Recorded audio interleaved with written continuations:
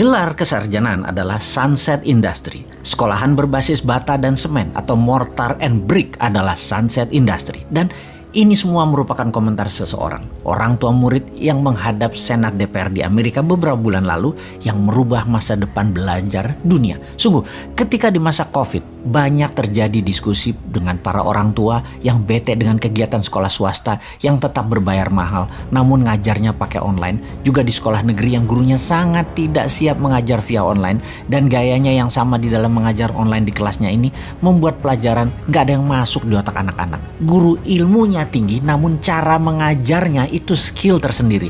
Karena faktor akademis yang ditekankan, maka ilmulah yang ditekankan. Padahal dalam dunia mengajar ada hal yang tidak kalah penting, yaitu cara mengajar dan ilmu yang sesuai dengan dunia nyata yang terupdate pada saat ini.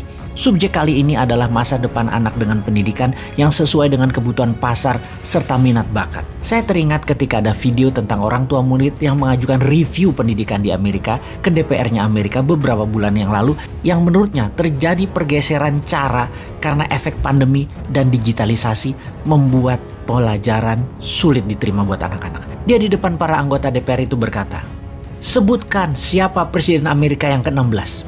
Yang anggota DPR-nya pada bingung, coba-coba mengingat dan menebak-nebak. Kemudian, unsur kimia apa setelah rodium? Kemudian, apa gunanya DNA dan RNA dalam tubuh manusia? Di mana palung laut terdalam di dunia?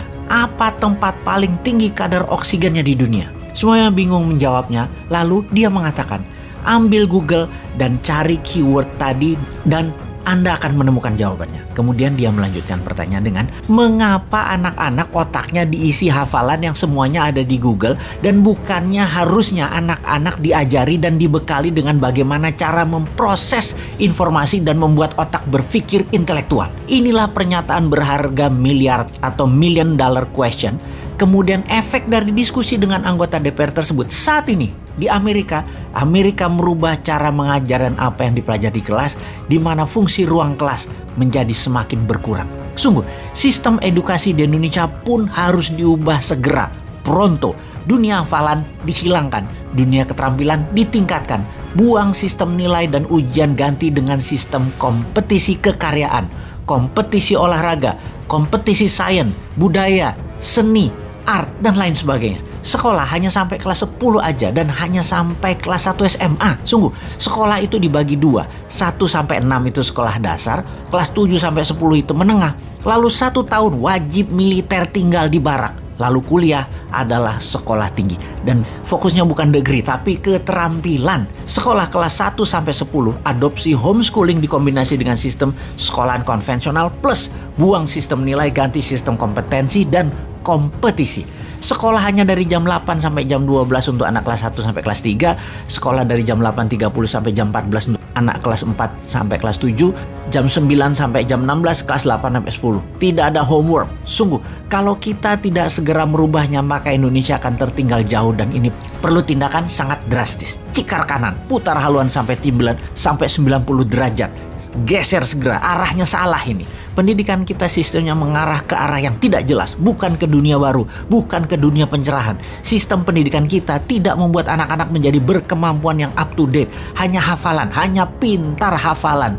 Jejari minor muscle-nya, attitude-nya, social skill-nya, kemampuan bahasanya, buku yang dibacanya, leadership skill-nya, teamwork-nya, kompetisi olahraganya, kompetisi seni budayanya, musik, tari tradisional, dan tari modernnya. Memahami, memiliki pengetahuan sumber pencari income yang lain, yang banyak. Di mana mereka diajarkan kalau guru mengajarnya masih menghadap papan tulis? Sungguh, kita melihat kenyataan ke depan sekarang. Pendidikan berbasis game ala The Sims, Roblox akan menggantikan tugas guru. Diramalkan profesi dosen dan guru akan hilang karena kampus dan sekolah akan merubah menjadi semacam I.O. yang mengorganisir kegiatan aktivitas harian anak dengan keterampilan masak, pertukangan, main saham, main kripto. Lalu dunia kampus perkuliahan langsung diajari oleh ilmuwan-ilmuwan kelas dunia dari ruang masing-masing, di rumah masing-masing, di kelasnya guru besar tersebut. Sebuah realita di dunia pekerjaan saat ini yang sama sekali tidak akan ada sambungannya dengan apa yang anak-anak kita pelajari saat ini di sekolah dan di kampus. Itu adalah realita dan itu adalah keluhan dari banyak pengusaha.